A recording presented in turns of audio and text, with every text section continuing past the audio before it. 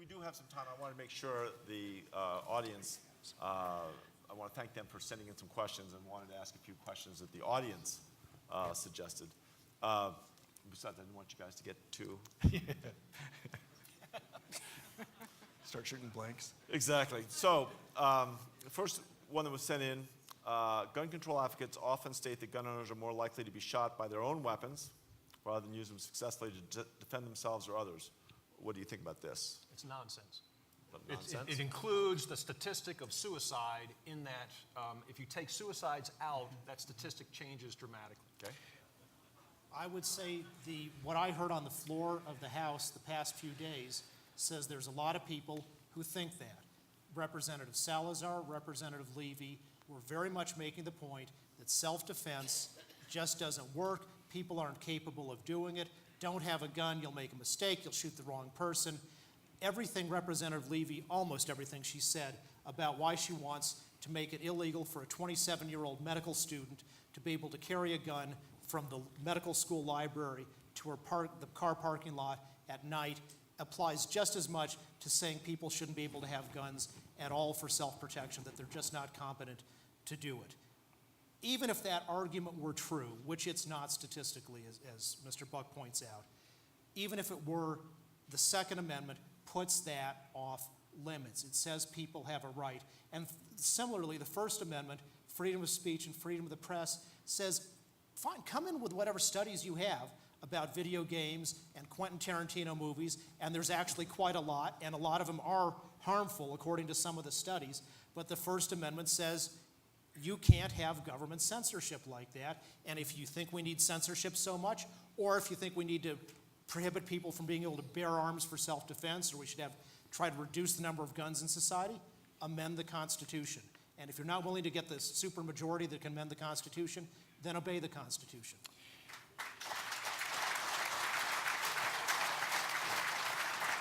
So the study that I've seen out of Pennsylvania on this is that assault victims that try to defend themselves with guns are 4.5 times more likely to get shot and over 4 times more likely to be killed in the process. And again, I can tell you in the police world, again, as a police officer, the vests that we wear are rated to stop our own handgun, because every fight we get into is a gunfight, even though we don't get to use the gun in every fight.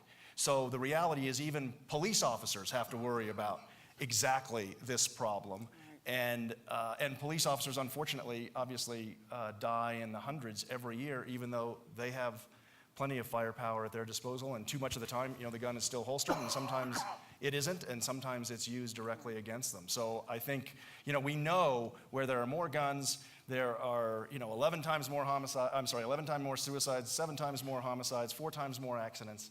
So guns, only in America would we sort of argue guns are not the problem. And even as you talked about Britain earlier, we have a 4% homicide rate, they have a 2%. And about half our homicides, a little bit more, are done with guns. So other than that, we're like just as violent as everybody else, and everybody else is just as violent as we are. I guess I'm surprised to hear you talk about accidents so much, because the number of guns in this country per capita since the late 1940s has more than tripled. And we've now more guns than people. We have over 300 million guns in this country. And yet the number of gun accidents per capita has gone down by 90%. It's not a problem that you have more guns, you necessarily have more gun misuse. We've had just the opposite. The number of guns in this country has drastically increased since 1982, when our homicide rate then was about 10. Now it's fallen by over half. So I wonder, what country do you want us to be like in terms of how repressive the government is about preventing people from owning guns? What's your standard that you'd favor? And again, I actually am a gun owner myself. So I'm okay with owning guns, but you need to do so 100% responsibly. All we have to do is marry the responsibility for real with the right for real. And then we're probably fine. Oh, God, we're running out of time. We are, although, for the last month, I've been telling the story about my son Teddy fighting over how much homework he had, and I said, these were great years. He says, these will never be great years, you're stupid. He said, tell me what you do is so hard every day, make decisions. What's so hard about making decisions? Get the facts, make a decision, check next. I said, no. He says, get the facts, make a decision, check next. This is the issue of do we all have the same set of facts, right? And that's one of the real challenges on these difficult issues is, I wish I'd thought to say that to my son Teddy. It would have been my... All right. And we've touched on this a little bit, but I would be interested to hear people's opinions about, this question is asked about gun safety. And 75% of the gun-related deaths in Colorado, almost 75%, are suicides. And the majority of those are not using their own gun. And clearly, with all this additional gun ownership, we have fallen down in terms of the educational component. So the question is, how do we expand our educational awareness of the responsibilities that come with gun ownership? Chief, Sheriff? Chief? I'm chief and the sheriff, actually.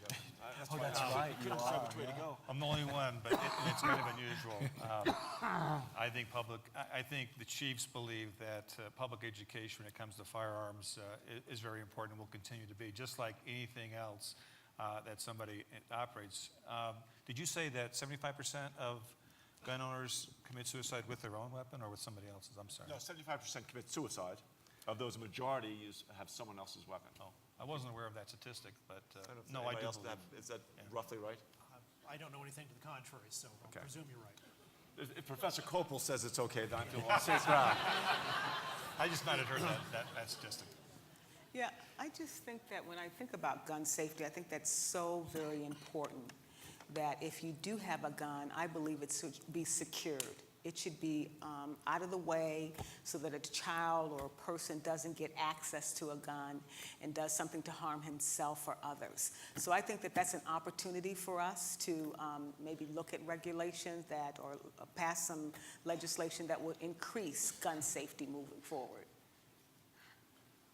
Ouch. The more secure we have it, the more out of the way we have it, the more we can't use it to protect ourselves, which is the very Yeah, reason just that we keep have it out the on gun. the table so someone could just, No, I don't want to have it out on the table. I And think there agree needs with to you be if there's- some responsibility. I think that, if you have a gun, Absolutely. it needs to be secured. It needs to be out of the way. And would you be in favor, for example, of gun safety classes in schools to make sure that we have millions of guns? I don't believe that our schools should be set up for an environment to teach kids gun safety. I think if that is something that the parents want to do, then they should do that outside of the classroom and the school environment. Do you think the same about sex education, by the way? I knew that was coming. That was low. I tell you, that was a low blow. Next question from the audience. I would be happy to pay a specific tax surcharge to fund our corrections system to enable them to keep violent offenders incarcerated for the full term of their sentence rather than releasing them due to overcrowding. What is the opinion of the panel? Just for the record, that's no longer, we don't have overcrowding. We're not releasing people because of overcrowding. We're having a significant decline in our population. And I was going to ask the district attorney, because he probably knows off the top of his head, but I think, when you're convicted of a violent felony, and that's defined in statute, you have to serve 75% of your sentence as it is now before you're eligible for parole. Isn't that, am I right? Depending on whether it's a crime of violence or Right, not, but- yes. So it could be more if it's a crime of violence? Does No, it it's go up to 75%. Okay. So, And then you're faced with a parole board, so you may not get out at 75%. right. And even if you do get out after 100%, you're still on parole for 5 years. So, In some cases. right. So I actually think we're sort of doing a good chunk of what they're suggesting right there anyway. And again, I think where the misperception may be is actually at the county level, where there are some county jails with misdemeanors and DUIs and things like that are still having to say, we've got to let some people go, but they're not people convicted or even charged with violent crimes. I mean, I think we probably pretty much agree on that. Actually, because of the successful strategies that were put in place in the 1990s, the governor announced recently that we are going to close 40 juvenile beds in the state because we don't have the demand for those beds. We have less juvenile violent crime to such a degree now that we can handle it with less resources. Right. Next, I apologize for this cough. Could early education play a larger role in preventing gun violence? Are there programs or effective educational classes that can be offered in our schools, perhaps from other states or other cities, to help prevent violence from continuing to impact our community? In one small way, accidents are the place we've made the most progress as a country. So there are programs like the Eddie Eagle Gun Safety Program, like Smokey the Bear. If you stop, if you see a gun, leave the area. If you see a gun, stop, don't touch, leave the area. Tell an adult. I think that's a contributor to the continuing decline in childhood gun accidents, and it would be a fine idea if every public school and independent school in Colorado taught that.